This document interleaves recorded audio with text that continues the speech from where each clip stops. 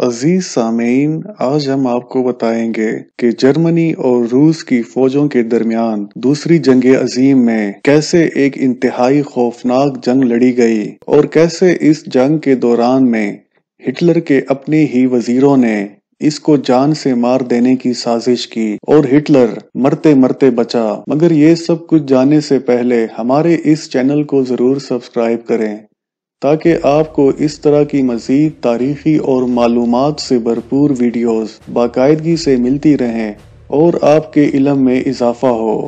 تو آئیے ہم آپ کو بتاتے ہیں کہ روسی اور جرمن فوج نے دوسری جنگ عظیم میں کیسے ایک دوسرے کے ساتھ اتنی خوفناک جنگ لڑی اور کیسے ایڈولف ہٹلر کو اپنے ہی وزیروں نے سازش کا نشانہ بنا ڈالا۔ یورپ، افریقہ اور ایشیا میں دوسری جنگ عظیم کے دوران جو ہولناک واقعات پیش آئے وہ اپنے خوفناک نتائج کی وجہ سے انسانی تاریخ میں ہمیشہ یاد رکھے جائیں گے۔ ایسے ہی خوفناک اور انتہائی درد انگیز واقعات روس اور جرمنی کی جنگ میں بھی پیش آئے۔ اسے سیاسی نابالغی کہا جائے یا شامت اعمال کہ جرمنی نے روس پر بھی حملہ کر دیا تھا۔ اس طرح اس نے ایک نیا خونی محاذ کھول دیا تھا۔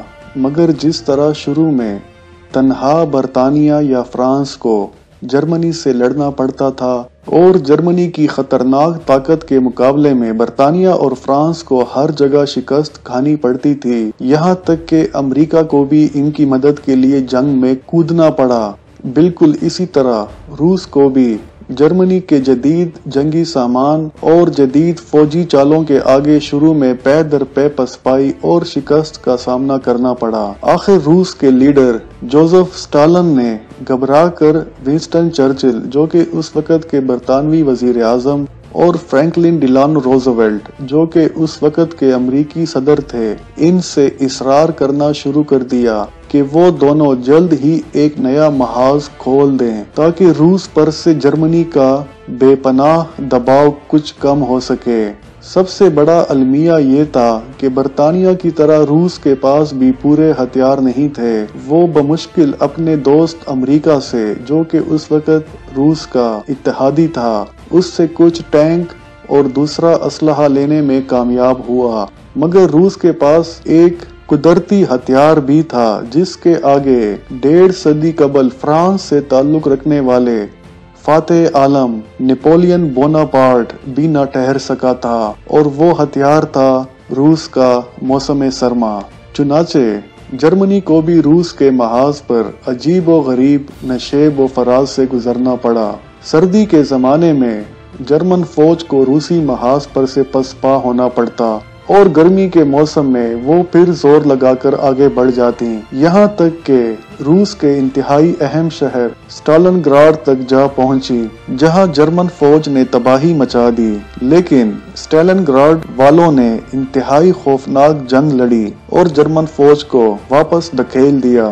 اسی طرح روس کے دوسرے اہم شہر ماسکو کی ڈیفنس بھی رشین آرمی نے ایسے جان توڑ کر کی کہ جرمن فوج کو واپس ہٹنا پڑا۔ آخر وہ وقت بھی آ گیا کہ جرمن فوج کو روس میں ہر جگہ شکست کا سامنا کرنا پڑا اور 1945 تک انہیں ماسکو فتح کرنے کے بجائے اپنے عظیم دارالسلطنت یعنی کہ دارالخلافہ برلن کے بچانے کے بھی لالے پڑ گئے۔ اب جرمن فوج پر بہت برا وقت آ گیا تھا۔ ہٹلر اپنے بلند و بانگ دعووں اور پچھلی فتوحات کا جنازہ نکلتا دیکھ کر اس درجے چڑچڑا ہو گیا تھا کہ اپنے بڑے سے بڑے مشیر اور وزیر تک کی بے عزتی کر کے رکھ دیتا تھا۔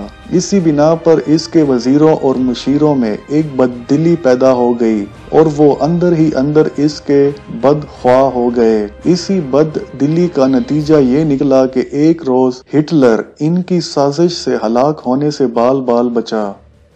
ہوا یوں کہ ہٹلر اپنے وزیروں اور مشیروں کے درمیان ایک کمرے میں جنگ پر مشورے کے لیے بیٹھا ہوا تھا، جس میں ایک بیش بہا گول اور بہت بڑی آبنوسی میز رکھی ہوئی تھی۔ ہٹلر اور اس کے وزیر میز کے ارد گرد بیٹھے ہوئے جنگ کی بدلی ہوئی صورتحال پر مشورہ کر رہے تھے۔ اتنے میں ہٹلر کا ایک مشیر خاص اس کمرے میں داخل ہوا اور اس کے ساتھ ایک معزز آدمی بھی تھا جس کو حاضرین میں سے کوئی بھی نہیں جانتا تھا۔ اس آدمی کے ہاتھ میں چمڑے کا ایک قیمتی اور خوبصورت بیگ بھی تھا جیسا کہ حکومت کے بڑے لوگوں کے پاس ہوا کرتا تھا۔ ہٹلر کے اس مشیر خاص نے اس آدمی کا ہٹلر سے تعارف کروایا، جس کے بعد ہٹلر نے اس سے بیٹھنے کو کہا۔ کسی بڑے آدمی کی میز پر اپنی چیزیں رکھنا آداب اور تہذیب کے خلاف ہے، لہٰذا اس آدمی نے اپنا بیگ اس میز کے نیچے میز کے ایک پائے سے ٹکا کر رکھ دیا اور پھر باتیں ہونے لگی۔ ہٹلر چونکہ ایک اہم کانفرنس کر رہا تھا تو اس آدمی نے ان کی گفتگو میں زیادہ داخل ہونے کو مناسب نہیں سمجھا اور اجازت کا طالب ہو کر باہر چلا گیا۔ ہٹلر اور اس کے وزیر مشورے میں مصروف تھے، اس لیے کوئی یہ نہ دیکھ سکا کہ وہ آدمی اپنا بیگ میز کے نیچے بھول کر یا چھوڑ کر چلا گیا ہے۔ ابھی اس کو کمرے سے گئے ہوئے تھوڑی ہی دیر ہوئی تھی کہ میز کے نیچے ایک زوردار دھماکہ ہوا۔ دھماکہ اس درجے شدید تھا کہ اتنی بڑی آپنوسی میز فرش سے اڑ کر چھت سے جا لگی۔ اس سے چھت میں ایک بڑا سوراخ پیدا ہو گیا اور میز کے پرخچے اڑ گئے اور بیگ کے قریب بیٹھے ہوئے لوگ بھی ٹکڑے ٹکڑے ہو گئے۔ خود ہٹلر کے اوپر چھت کا ملبہ آ گرا۔ میز کے بعض ٹکڑے اس کے جسم سے بھی ٹکرائے، جس کی وجہ سے ہٹلر شدید زخمی ہو گیا اور اس کے جسم سے خون بہنے لگا۔ بہرحال ہٹلر مرنے سے بال بال بچ گیا۔ اس کے بعد اس نے کئی آدمیوں کو اور اپنے کچھ خاص مشیروں کو بھی پھانسی پر لٹکا دیا، جن میں سے بیشتر بے قصور تھے اور ان کا اس سازش سے کوئی تعلق بھی نہ تھا۔ حقیقت یہ تھی کہ ہٹلر کے چند با اثر وزیر اسے ختم کر کے جرمنی میں ایک نئی حکومت بنانا چاہتے تھے، اور جس کا اولین کام یہ ہوتا کہ ایک طرف تو امریکہ سے صلح کر لی جاتی اور دوسری جانب برطانیہ سے بھی، تاکہ امریکہ اور برطانیہ کے محاذوں پر الجھی ہوئی جرمن فوجوں کو وہاں سے نکال کر روس کی برلن کے جانب ہونے والی پیش قدمی کو نہ صرف روک دیا جائے بلکہ روسیوں کو جرمنی سے بالکل نکال کر شکست دے دی جائے۔ لہٰذا اس منصوبے کے متعلق امریکہ اور برطانیہ سے خفیہ مذاکرات شروع تھے، اور ہٹلر کے مخالفین یہ مذاکرات جرمنی کی خفیہ ایجنسی اور ایک جرمن بینک کے ذریعے برطانیہ اور امریکہ سے کر رہے تھے، اور یہ بم دھماکہ اسی منصوبے کا ایک حصہ تھا۔ مگر ہٹلر بم کے حادثے سے بچ گیا اور اس کی آنکھیں کھل گئیں کہ اس کے مخالفین پیدا ہو چکے ہیں جو کسی بھی وقت اس کی جان لے سکتے ہیں۔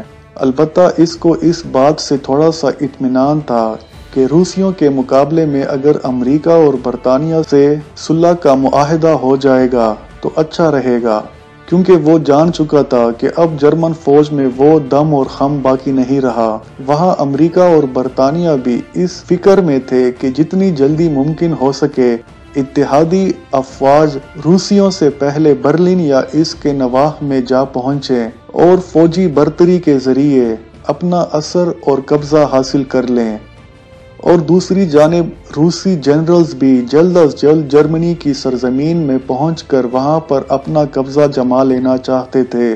اسی لیے روسی فوج نے دریائے والگا پر لڑنے والی اپنی افواج کا رخ برلن کی جانب کر دیا تھا۔ غرض جرمن فوج کمزور ہوتے ہی امریکہ، برطانیہ اور روس کی منزل مقصود جرمنی کا دارالخلافہ برلن بن گیا تھا۔ روس نے شمالی محاذ پر اپنی فوجیں جمع کرنی شروع کر دی تھیں۔ آخر وہ ایک روز دریائے لائسکا تک جنگ کرتی ہوئی جا پہنچی۔ روسی chief of army staff marshal Zhukov اپنی فوجوں کے معائنے کے لیے آیا، اور اس نے معائنے کے بعد اپنی فوج کو حملے کا حکم دے دیا۔ روسی فوج دریائے لائسکا کو عبور کر کے جرمنی کی پہلی دفاعی لائن تک پہنچ گئی۔ یہاں روسیوں اور جرمنوں کے درمیان انتہائی سخت جنگ ہوئی، جس میں ٹینک، جنگی ہوائی جہاز، آرٹلری اور آرمرڈ کور اور اس کے علاوہ انتہائی بھاری اور خطرناک اسلحہ آزادی سے استعمال کیا گیا۔ دونوں فوجیں ایک دوسرے پر آگ برساتی رہیں۔ روسی فوج میں وہ تجربے کار جنرل اور سپاہی بھی شامل تھے جو اس جنگ سے پہلے اسٹالن گراڈ اور دریائے والگا کے اہم محاذوں پر لڑ چکے تھے۔ انہوں نے جرمن فوج کا ناطقہ بند کر دیا۔ صبح سے شام تک کی جنگ میں دونوں طرف کے سینکڑوں فوجی مارے گئے اور آخرکار جرمن فوج کی پہلی دفاعی لائن ٹوٹ گئی اور روسی فوجیں یلغار کر کے آگے بڑھ گئیں۔ اس لڑائی میں جرمن فوج کے جو جنگی قیدی پکڑے گئے، ان سے معلوم ہوا کہ انہیں روس کے اس حملے کی بالکل بھی توقع نہیں تھی۔ ان کا زیادہ سے زیادہ یہ خیال تھا کہ روسی فوج اس طرف معمولی سا دباؤ ڈالے گی، مگر معاملہ اس کے بالکل الٹ نکلا۔ یہ بات بھی جرمن فوج میں پھیلی ہوئی بددلی کی نشانی تھی۔ بہرحال ہٹلر نے تازہ دم فوج جمع کی اور روسیوں پر جوابی حملہ کیا۔ یہ اس درجے شدید لڑائی تھی کہ تمام رات جاری رہی۔ آدمیوں اور ٹینکوں کا صفایا ہو گیا اور آخرکار روسی فوج صبح ہوتے ہی 10 کلومیٹر تک جرمنی میں آگے بڑھ گئی۔ امید ہے یہ ویڈیو آپ کو اچھی لگی ہوگی۔ اگر آپ کو یہ ویڈیو اچھی لگی ہے تو ہمارے اس چینل کو ضرور سبسکرائب کریں، ویڈیو کو لائک کریں، کمنٹ کریں اور دوستوں کے ساتھ شیئر کرنا نہ بھولیے۔ ہم ملیں گے آپ سے دوسری جنگ عظیم کی ایک نئی ویڈیو میں، تب تک کے لیے اللہ حافظ۔